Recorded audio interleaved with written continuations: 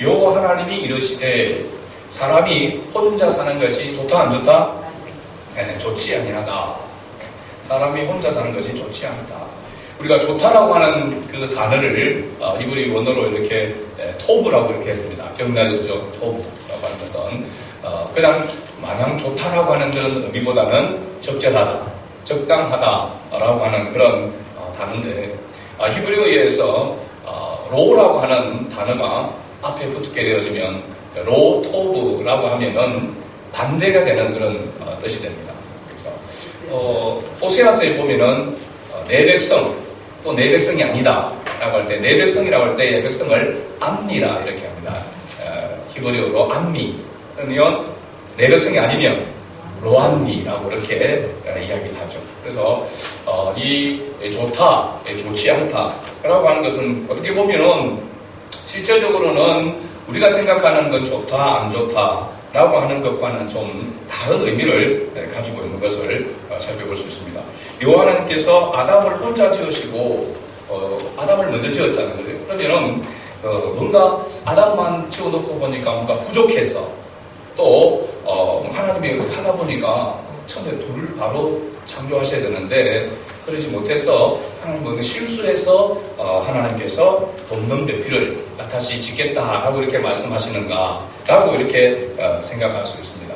하나님은 부족함이 없고 하나님이 하시는 일에 하나님은 뭐 하지 않으시는 분이십니까? 실수하지 않으시는 분이시죠. 그렇죠? 그래서 하나님이 뭔가 하나님이 하신 일을 해놓고 부족해서 또 뭐 실수해서 재차 이런 일을 하시는 그런 하나님이 아니시다라고 하는 것을 우리가 생각하고 본다면 뭔가 다른 이유가 분명하게 있을 것입니다. 그럼 어떤 이유로 하나님께서 이렇게 말씀하셨는가? 아담을 창조해 놓고 그 다음에 혼자 있는 것이 좋지 아니해서 돕는 배필을 짓겠다라고 이렇게 말씀하시는가? 그것은 하나님께서 인간 창조에 있어서 지금도 어떻게 보면은 하나님께서 원래 만드시고자 하는 궁극적인 완성의 그림이 아직도 완전히 이루어지지 않은 가운데 있다라고 그래서 미완성인 그런 가운데 있어서 완성으로 나아가고 있는 그런 상태의 그런 표현을 좋지 아니하다라고 하는 이런 표현을 사용하고 있다는 것입니다. 그러니까 하나님이 만들어 놓고 보기 안 좋은데 이게 아니라는 것이죠. 이해가 되십니까? 하나님께서 원래 만드시고자 하는 완성된 그림이 있는데 그 그림으로 나아가는 그런 과정 속에 있다. 그 그림이 완전히 맞추어지기까지 그런 모습 속에서 지금 좋지 아니하니라고 하는 그런 표현이 나왔다는 것입니다. 18절 뒤에 보게 되면 내가 그를 위하여 돕는 배필을 지으시리라. 그런데 여호와 하나님께서 아담을 돕는 배필을 바로 지으십니까? 그 가운데 뭔가 있습니까?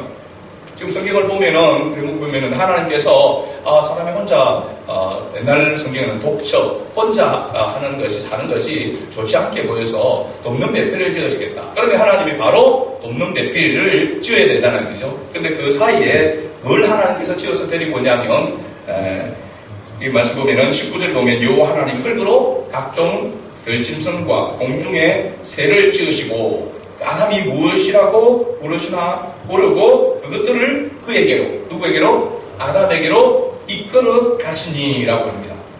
근데 아담이 각 생물을 부르는 것이 곧 그 이름이 되었더라 라고 이렇게 말하고 있죠. 그죠? 오늘 성경 본문을 우리가 읽었던 본문에 보면 하나님께서 이끌어 가시는 것이 두 번 나옵니다. 그죠? 각종 들짐승들을 아담에게로 한번 이끌어 가시고 또 아담에게로 이끌어 가는 존재가 있죠. 여자죠. 그죠? 하나님께서 하와 이브를 하나님께서 아담에게로 이끌어 가시는 그런 모습을 봅니다. 그런데 20절에 보면은 20절 아담의 모든 가축과 공중의 새와 들의 모든 짐승에게 이름을 주니라. 그 다음에 뭐라고 말하고 있습니까? 아담이 돕는 배필이 없으므로.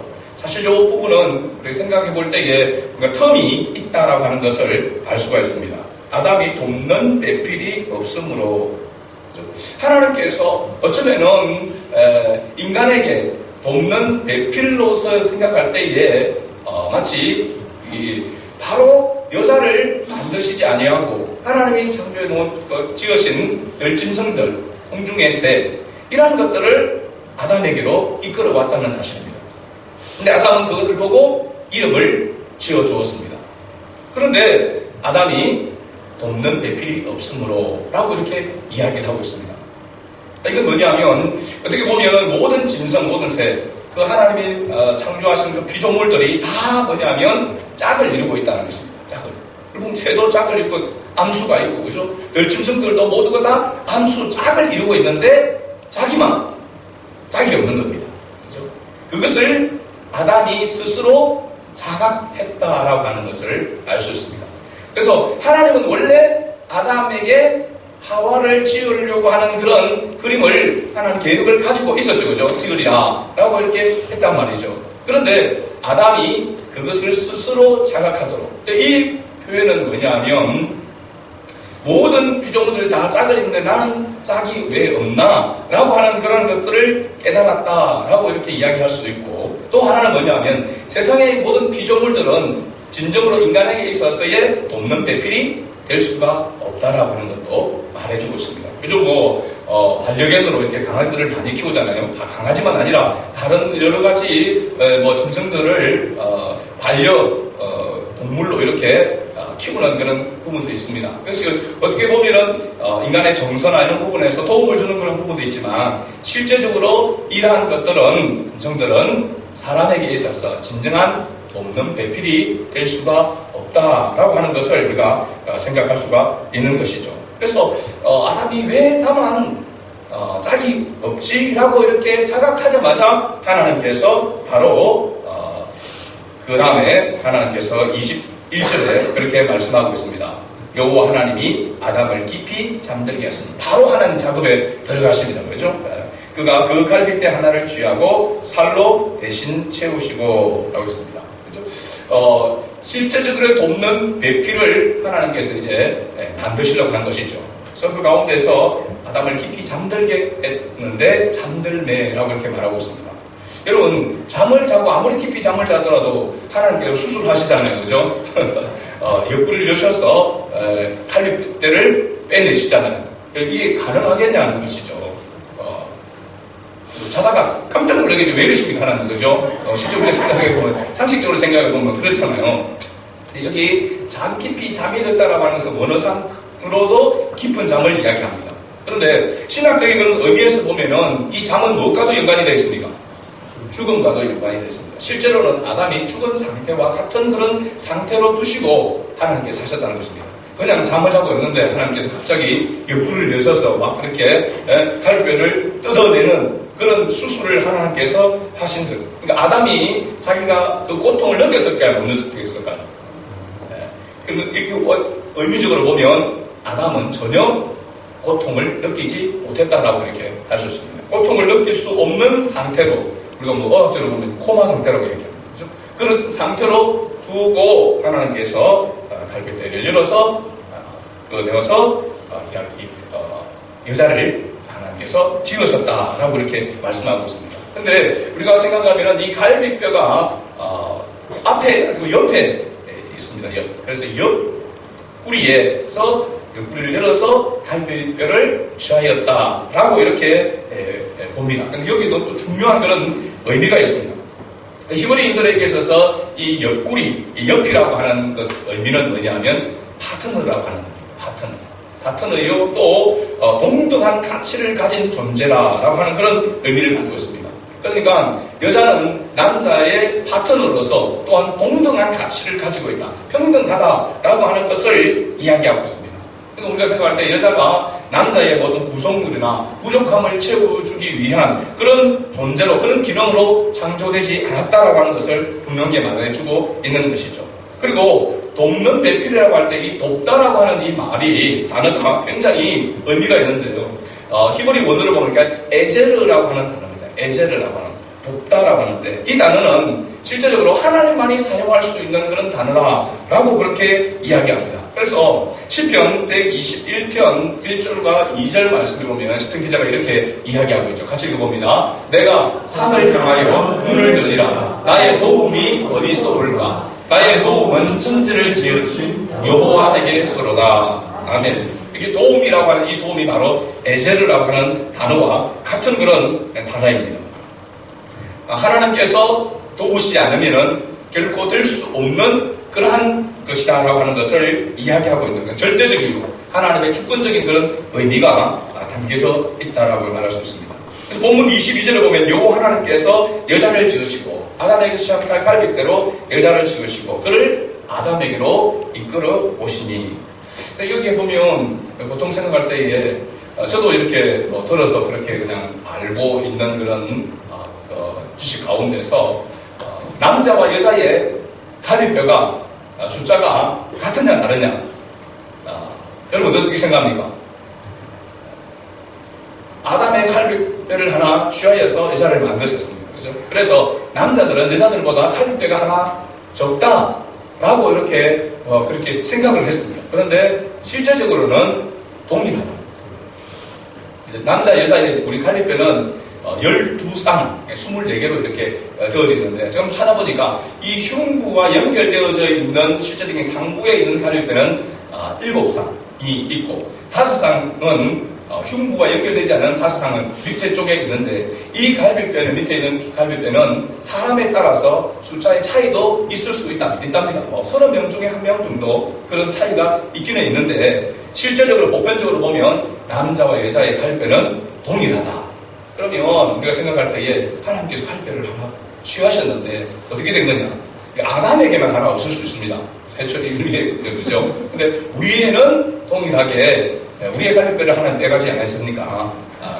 동일하다라고 하는 것을 상식적으로 생각하고 이걸 가지고 많이 의심하고 그러니까 이 다른 어떤 또 변명을 하고 그러는데 정확한 것은 알 수 없지만 실제적으로 지금 남녀의 갈빗뼈 숫자는 동일하다. 12쌍으로 동일하다. 24개. 그러니까 동일하다라고 하는 것은 사실이고, 그래서 우리가 생각해 보면은 아담과 하와만 차이가 있다 그러면 차이가 있는 것이고, 그 우선들이 우리는 차이가 없이 동일하다라고 하는 것을 생각했으면 좋겠습니다.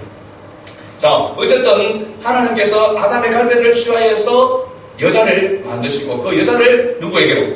아담에게로 하나님께서 이끌어 이렇게 오셨고, 그 아담에게 씌워진 그 갈빗뼈를 여자라고 이렇게 하면서 아담에게 보이는데, 아담이 그 여자를 보고 이렇게 고백합니다. 너무나도 잘 아는 그런 말이죠.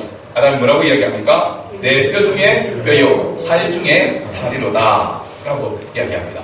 우리가 그 성경 공부하면서 이미 한번 공부했던 그런 부분도 있는데, 이 말이 내 뼈 중에 뼈요, 내 살 중에 살이라 라고 하는 이 표현이 어떤 뜻이냐면 너가 나구나, 그런 뜻입니다. 너가 나구나. 그러니까 아담이 여자를 보면서 최초의 여자 하와를 보면서 처음에 고백한 것이 너가 나구나 라고 이렇게 고백한 부분입니다. 그래서 너는 나와 하나다. 그래서 그렇게 하는 말이 바로 내 뼈 중에 뼈요, 살 중에 살이라 라고 이렇게 말하고 있습니다. 그래서 24절에 보면 이러므로 남자가 부모를 떠나 그의 아내와 합하여 둘이 한 몸을 이룰지니라. 한 몸을 이룬다, 하나다 라고 하는 것을 말해주고 있습니다. 그러므로 25절에 아담과 그의 아내 두 사람이 벌거벗었으나 부끄러워하지 아니하니라. 부끄러워하지 않게 된 건 뭐냐면 너가 나기 때문에, 서로 하나라고 하는 그런 생각이 가지고 있기 때문에 서로 벌거벗었으나 부끄러워하지 않게 되었다는 것입니다. 신약 성경에 보면은 이 관계, 이 부부 관계에 관한 그 부분에서 사도 바울이 에베소 교회 성도들에게 편지를 쓴 그 부분에 보면 에베소서 5장에 이렇게 말씀하고 있습니다. 5장 31절과 32절 말씀 같이 읽어봅니다. 그러므로 사람이 부모를 떠나 그의 아내와 합하여 그 둘이 한 육체가 될지니 이 비밀이 크도다. 나는 그리스도와 교회에 대하여 말하노라. 아멘. 사도 바울은 이 부부의 관계, 아담과 하와의 관계, 이 관계를 그리스도와 교회의 관계로 설명을 하고 있는 것을 볼 수가 있습니다. 그래서 그리스도와 교회의 관계와, 즉 말하면 예수님과 나와의 관계와 부부의 남편과 아내의 관계가 동일하다라고 하는 것을 말해주고 있습니다. 서로 한 몸, 우리가 예수 그리스도를, 신랑 되신 예수 그리스도를 신부인 우리가 만남으로 말미암아 부부가 되는 것 같죠. 결혼하는 것과 같습니다. 한 몸을 이룬 것입니다. 그래서 주님이 내 안에, 내가 주님 안에, 그죠? 같이 하나가 되는 것을 말하고 있습니다. 그와 마찬가지로 남편과 아내가, 부부가 서로 하나가 되는 것을 바로 이야기하고 있습니다. 그리고 보면 이 에베소서 5장 22절에서 25절 말씀에 보면은 이 남편과 아내의 역할에 대한 그런 부분들을 우리가 볼 수가 있습니다. 한번 같이 읽어볼까요? 아내들이여 자기 남편에게 복종하기를 죽게 하듯 하라. 이는 남편이 아내의 머리됨이 그리스도께서 교회의 머리됨과 같음이니 그가 바로 몸의 구주시니라. 그러므로 교회가 그리스도에게 하듯 아내들도 범사에 자기 남편에게 복종할지니라. 남편들아 아내 사랑하기를 그리스도께서 교회를 사랑하시고 그 교회를 위하여 자신을 주심같이 하라. 아멘. 여러분 앞부분에 보면 아내들이여 라고 해가지고 남편에게 막 복종하라 하니까 이 말씀이 좀 요즘 보면 좀 그렇다 라고 이렇게 생각합니다. 그런데 복종하라 하는 그 의미보다도 뒤에 남편들에게 요구하는 것이 사실은 더 강한 겁니다. 남편들은 아내를 위해서 헌신해라. 생명을 바쳐라. 목숨을 바치라고 하는 것과 같은 말입니다. 그러니까 그리스도께서 교회를 위하여 교회를 사랑하시고 교회를 위하여 자신을 뭐 했습니까? 주셨잖아요. 그래서 내어주셨습니다. 마지막 피 한 방울 물 한 모간이 다 쏟아져서 온전히 희생, 헌신으로 내어주신 것입니다. 그러니까 아내가 남편에게 복종하는 그 무게보다 남편이 아내를 사랑하는 그 무게가 훨씬 더 크다라고 하는 것을 사실은 말해주고 있습니다. 이 남편을 앞장 세우는 그 부분은 뭐냐면 대표성의 권리입니다. 대표성의 권리. 그래서 실제적으로 보면은 하나님께서 부부가 한 몸을 이루는 가운데 그 가운데서도 역할의 어떤 부분에 있어서는 남자는 뭘 대표하냐면은 실제적으로는 하나님과 가운데서의 제사장의 역할을 감당한다라고 그렇게 말하고 있습니다. 그래서 우리가 지금 말씀 가운데서 보면은 이는 남편이 아내의 머리됨이 그리스도께서 교회의 머리됨과 같음이니 그가 바로 몸의 구주시니라 라고 그렇게 말씀하고 있습니다. 그러니까 아내가 남편에게 복종해야 될 그 이유는 하나님의 창조의 섭리에 있어서 역할은 바로 남편이 제사장과 같은 역할을 해야 된다라고 하는 것을 말해주고 있습니다. 제사장은 실제로 뭐냐면 자기를 내어주는 것입니다. 헌신하는 것입니다. 목숨까지 생명까지 내어주는 것이죠. 그런 존재이기 때문에 그에게 복종하라 라고 그렇게 사실은 이야기하고 있는 것이죠. 그러니까 우리가 일반적으로 생각할 때에 아내가 남편의 어떤 부족함을 채우기 위한 그런 돕는 배필이 아니라 하나님의 뜻을 이루기 위한 돕는 배필이지 단순히 남자의 그런 부족함을 그런 기능들을 도와주기 위해서 만들어진 창조되어진 지금 그런 존재가 아니다라고 하는 것을 분명하게 말씀해 주고 있습니다. 그래서 요 하나님께서 남자의 돕는 배필로 여자를 지으신 것은 남자와 여자가 결혼하여 한 몸을 이룰 때 비로소 인간의 완성품. 그러니까 인간의 완성품은 기능적인 완성품이 아니라 실제적으로 보면 하나님께서 원래 추구하시는 그 목적대로의 완성품이 이루어진다는 것입니다. 그래서 실제적으로 보면 우리가 가정을 이루는 것이 남녀가 결혼해서 가정을 이루는 것은 하나님께서 원래 창조하신 그 목적대로 나아가는 그런 과정 속에 있다라고 하는 것을 말해주고 있습니다. 왜냐하면 남자와 여자가 결혼하여 가정을 이루어서 한 몸을 이룸으로 인해서 자녀를 낳아줄 것입니다. 하나님의 나라를 확장시켜가는 그런 기능을 할 수 있기 때문에 가정을 이루는 것이 굉장히 중요하다라고 하는 것을 말해주고 있죠. 요즘은 혼자 사는 사람들도 많고 결혼 안 하겠다는 사람들도 이렇게 많잖아요. 근데 우리 그리스도인에게 있어서 가치관은 내가 결혼하기 싫었어. 내가 내 마음대로 살고 싶어서 혼자 산다. 이건 범죄입니다. 범죄. 하나님 앞에서 범죄입니다. 그죠? 결혼을 하는 것도 내가 그냥 나 혼자 살면 외로워서 남편을 만나서 남자를 만나서 그냥 행복한 가정을 추구하겠다.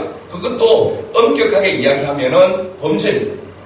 그러면 남자 여자가 실제로 결혼을 하고 하는 것, 혼자 사는 것도 모든 것이 하나님의 뜻을 이루기 위한 목적이 되어야 됩니다. 그래서 하나님의 뜻을 이루는 목적이기 때문에 사도 바울은 남자가 결혼하지 않고 혼자 독신으로 사는 것도 허락을 했습니다. 그렇죠? 합당하다라고 했습니다. 그렇죠? 꼭 결혼을 하는 것만이 하나님의 뜻을 이루는 것이 아니라 주를 위하여서 혼자 독처하는 것도 가능하다라고 이렇게 이야기한 것입니다. 이해가 되십니까? 결혼을 한다고 해서 무조건 하나님의 뜻이다. 혼자 산다고 해서 그것은 하나님 뜻이 아니다라고 하는 것이 뜻이 아님을 우리는 분명하게 알아야 합니다. 그래서 우리 청년들이나 우리 학생들은 가치관이 바로 서 있어야 되는데, 하나님의 나라를 위하여 어떤 선교적인 차원에서 주님의 일을 위해서 혼자가 될 수도 있습니다. 그렇죠? 내 자신을 위해서 혼자 되고자 하는 것은 하나님 앞에 합당하지 않습니다. 또 내 자신을 위해서 결혼을 하는 것도 합당하지 않다라고 하는 사실입니다. 우리는 하나님의 영광을 위하여 결혼해야 되고 하나님의 영광을 위해서 혼자도 살아야 하는 것입니다. 그러면 하나님의 뜻을 이루기 위해서 우리가 보편적으로 생각해보면 혼자 사는 것보다도 결혼하여 가정을 이루고 다음 세대를, 그죠? 자녀를 낳는 것이 하나님의 섭리에 있어서 더 보편적이다라고 그렇게 말할 수 있는 것이죠. 자, 그러므로 여호와 하나님은 아담과 하와를 지어서 한 몸을 이루도록 하신 창조에 있어서 이미 인간의 구원 계획을 하나님께서는 이미 계획하고 계시해 놓고 있다라고 하는 것을 알 수 있습니다. 남자와 여자를 창조하여서 부부가 되게 하신, 가정을 이루도록 하신 여기에 이미 하나님은 인류 구원에 대한 계획이 거기에 계시되어져 있다라고 하는, 그것을 사도 바울은 알고 바로 그리스도와 교회의 관계를 남녀 부부 관계로 이렇게 같이 보았던 것이죠. 그래서 앞에서 제가 옆구리에서 갈배들을 취했다라고 하는 건데, 여러분, 예수님께서 우리의 죄를 위해서 십자가에 달려 돌아가셨을 때에 옆구리에 뭘 받았습니까? 창을 받으시고 찔리시고, 그래서 이거 옆구리에서 피와 물을 다 쏟으셨다라고 이렇게 말하고 있습니다. 왜 하필이면 앞에 찔릴 수도 있고, 그죠? 다른 가슴에 찔릴 수도 있는데 옆구리에 장작을 찔렸는가? 라고 하는 그런 의미로 보게 되면 예수님께서 구원을 이루시는 그 부분이 하나님의 뜻을 이루는 것이잖아요. 바로 이 창세기에서 등장하는 옆구리에서 갈배들을 취하여 돕는 배필로 만들어서 하나님의 완성품, 하나님의 뜻을 이루는 완성품을 하나님께서 만드신 그 섭리가 바로 이 장면 속에서도 담겨져 있다라고 하는 것입니다. 그러니까 하나님은 우리가 하나님의 그 계획하심, 하나님의 그 약속이 얼마나 우리가 측량할 수 없을 정도로 위대하고 귀한가라고 하는 것을 이 부분들을 통해서 우리가 발견할 수가 있는 것이죠. 에베소서 5장에서 사도 바울은 남편과 아내의 역할이 어떤 것인지를 교회와 그리스도의 관계를 통해서 보여주는데, 그래서 아내들이여 자기 남편에게 복종하기를 주께 하듯 하라. 아내가 남편에게 복종해야 되는 이유를 설명하면서 그 설명이 바로 23절에, 에베소서 5장 23절에 이는 남편이 아내의 머리됨이니 그리스도께서 교회의 머리됨과 같으니 그가 바로 몸의 구주시라 라고 이렇게 말씀하고 있고, 이것은 남편이 바로 가정에서 제사장의 역할을 하고 있기 때문에 그 남편에게 복종해야 한다라고 하는 것을 말하고 있습니다. 그러니까 주 안에서 내 부모를 공경하라라고 하는 말도 마찬가지고, 주 안에서 남편에게 복종하라라고 하는 것도 같은 사실은 의미다라고 하는 것을 알 수 있습니다. 그냥 단순히 남편의 그런 권위, 남편의 어떤 가부장적인 그런 권위로서 복종하라라고 하는 것은 아님을 알 수 있습니다. 24절에 보면 그러므로 교회가 그리스도에게 하듯 아내들도 범사에 자기 남편에게 복종하시라. 그리고 25절에 남편들아 아내 사랑하기를 그리스도께서 교회를 사랑하시고 그 교회를 위하여 자신을 주심같이 하라. 이것은 권면이 아니고 명령입니다. 명령입니다. 그래서 남편이 앞에서 언급했던 것 같이 가정에 제사장의 역할을 해야 되는 그런 존재이기 때문에 그렇게 말하고 있고, 남편은 아내와 가정을 위해서 죽기까지 헌신해야 함을 말하고 있습니다. 한마디로 가정에 대한 책임을 말하고 있습니다. 제가 이 말씀을 준비하면서 얼마나 가슴이 찔리고, 사실은 이 설교하는 것이 힘든 그런 부분이 자기가 그런 삶을 제대로 살지 못할 때에 설교하는 것이 사실은 굉장히 힘듭니다. 그래서 제가 가정의 날을 별로 안 좋아하는 이유도 거기 있습니다. 알면서도 그렇게 살지 못하는 그런 부분들이 많기 때문에 그렇습니다. 그래서 교회 공동체는 실제로 보면은 그 교회 공동체는 바로 우리가 이렇게 모여서 교회 공동체가 아니라 흩어지면은 한 가정들이 공동체인 것입니다. 그죠? 어떻게 보면은 가장 기초적인 공동체가 가정입니다. 가정. 거기도 부부라고 말할 수 있습니다. 그래서 실제적으로 사도 바울이 이 에베소 교회에서 그리스도와 교회의 관계를 이 부부 관계를 통해서 설명하면서 그 앞서서 언급하고 있는 부분이 뭐냐면 술 취하지 말라 이런 방탕한 것이니 오직 성령의 충만함을 받으라. 성령의 충만함을 받으라라고 하는 그 말씀 이후에 그리스도와 교회의 관계에 대해서 이 부부 관계를 이야기를 하고 있는 것이거든요. 그러면 성령의 충만한 그 부분이 가장 먼저 나타나고 가장 이루어져야 될 장소가 어디냐? 가정이라는 사실입니다. 가정. 부부 관계 속에서. 그죠? 가정에서부터 먼저 성령의 충만함 가운데 있어야 됩니다. 근데 참 부끄러운 그런 고백이지만,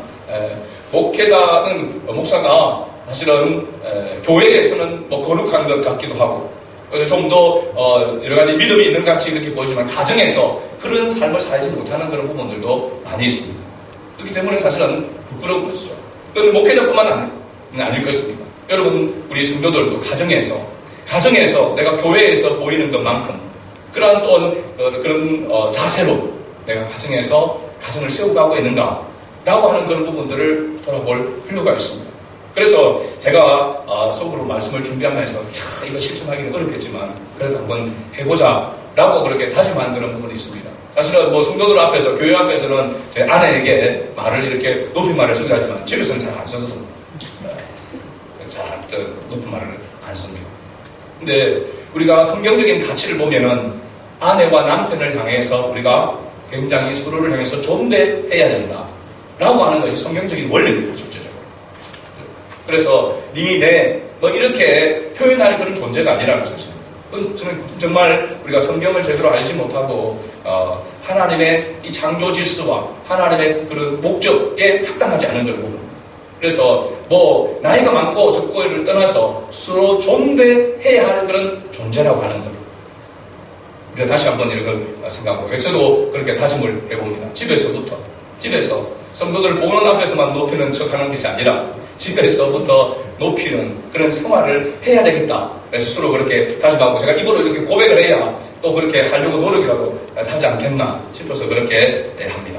그래서 여러분들도 가정에서 존재, 남편의 존재, 이것이 성경적인 그런 부분에서 얼마나 중요한가. 그래서 성령의 충만한 그런 삶을 내가 가정에서 내 남편에게, 내 아내에게부터 먼저 나타내는 그런 삶을 살아가야 된다는 사실입니다. 그래서 어떻게 보면 부부가 안 싸울 수는 없잖아요. 다 싸우게 되어집니다. 저도 참 많이 싸웠습니다. 근데 싸운 가운데서 보면은 말들에 인해서 상처를 받잖아요. 저는 제가 상처를 받는다 생각했어요. 근데 알고 보니까 내가 상처를 주고 있구나. 왜? 부부는 서로 한 몸이고 네가 내가 니라 부르면 자기를 향해서 니라고 하는 것이고, 남편을 향해서 욕하는 것은 곧 자기를 향해서 욕하는 것과 같고, 남편을 무시하면, 아내를 무시하면 서로 무시하는 것과 같은 것입니다. 그러면 인간으로서 하나님의 그런 존재감, 자존감 이런 것들이 실제적으로 보면 엄청나게 떨어지게 되는 것이죠. 그 가운데서 성령의 충만한 그런 역사들이 계속해서 유지되겠냐는 것입니다. 될 수가 없습니다.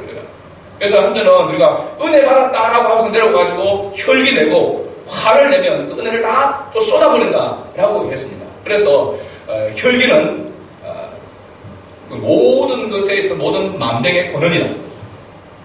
그리고 마치 무화과 집을 짓는 것과 같아. 무화과 집을 짓으면 뜯어야 되잖아요. 그죠? 그와 같은 그런 모습이다. 모래 위에 집을 짓는 것과 같다. 그래서 부부 관계 가운데서, 생활 가운데서 서로를 높이고 존경하고 그 안에서 우리가 성령의 충만한 그런 모습이 되지 않으면 교회에 와서 아무리 찬송을 부르고 교회에 와서 아무리 열심히 주님을 섬긴다고 하는 그것이 어떻게 보면은 하나님 앞에 합당하지 않고, 그렇게 하려고 하는 그 모습이 어떻게 보면 하나님 앞에 범죄라고 이렇게 말할 수 있는 것이죠. 가정 공동체가 하나님의 뜻 안에서 세워지지 않으면 그 교회 공동체는 건강한 교회 공동체로 세워질 수가 없다라고 하는 것을 이 말씀을 통해서 오늘 우리에게 말씀해 주고 있습니다. 그래서 저도 이렇게 깨닫고, 제가 얘기하고 내가 정말 무지했구나 라고 하는 것도 깨닫고, 내가 아내와 가정을 위해서 내가 얼마나 헌신했는가. 사실은 목회자라고 하는 것은 핑계를 대면서 헌신하지 못했던 그런 부분들도 상당히 이렇게 많습니다. 참으로 부끄러운 그런 부분입니다. 우리 스스로 그러한 부분들을 우리가 잘 살펴서 정말로 가정 공동체가 하나님의 은혜 가운데 세워지는 그런 공동체가 될 수 있도록 우리가 다시 한번 다짐하며 나아갈 수 있기를 바랍니다. 특별히 믿지 않는 가정의 남편들 위해서 여러분 우리가 많이 기도해야 됩니다. 믿음 없는 남편을 위해서 우리 많이 기도해야 됩니다. 이 기도는 우리 그런 환경에 있는, 상황에 있는 분들만 아니라 우리 모든 성도들이 함께 기도해야 될 그런 기도 제목입니다. 그래서 사실은 가정의 복음화가 정말로 중요한 거구나. 제가 이렇게 다시 한번 절실하게 이렇게 깨달았습니다. 왜 가정의 복음화가 일어나느냐? 그냥 신앙생활을 좀 편하게 하고 잘 하기 위해서 가정의 복음화가 아니라 하나님의 이 창조의 섭리에 따라서 우리를 믿으신 그 목적에 따라서 가정을 세워가야 하기 때문에 내 남편이 가정의 제사장으로서 영적으로 앞장서고 가정을 위해서 정말로 헌신하며 목숨까지도 내어놓을 수 있는 그런 가정이 이루어져야 되고 또 아내는 그 뜻을 이루어가도록 하기 위해서 정말로 복종하면서 함께 세워져가는 그런 가정. 그래서 어떻게 보니까 여러분 가정이 사랑으로 세워져 간다라고 이렇게 말합니다. 맞습니다. 사랑이 없으면 황량하고 좀 어렵겠죠. 그렇죠? 그러나 그보다도 더 중요한 것은 가정에 있어서에 보면은 책임이라고 하는 것을 다시 한번 깨닫습니다. 사랑이 없어서라고 우리가 핑계를 쓰지만 하나님의 자녀인 우리는 책임이 있어야 됩니다. 결혼한 이상 우리는 책임을 가지고 그 일을, 이 사명을 감당해야 한다는 사실입니다. 그래서 목회자의 가정을 위해서도 여러분 기도해 주시고 또 우리 교회 안의 직분자들, 우리 성도들의 가정을 위해서 우리가 더 많이 기도해야 될 줄로 믿습니다. 이 코로나 시대에 정말 힘들고 어렵지만은 우리가 가정에서 생활하는 부분들이 더 많아지고 있습니다. 그래서 더 중요한 부분이라 가정의 복음화를 위해서 가정이 주님 앞에 창조의 질서를 따라서 하나님이 원하시는 그 목적, 정말 좋다, 적절하다, 적합하다라고 하는 그런 인정을 받을 수 있는 그런 가정으로 세워지도록 우리 모두가 함께 더 기도하는 은혜가 있기를 주의 이름으로 축복합니다.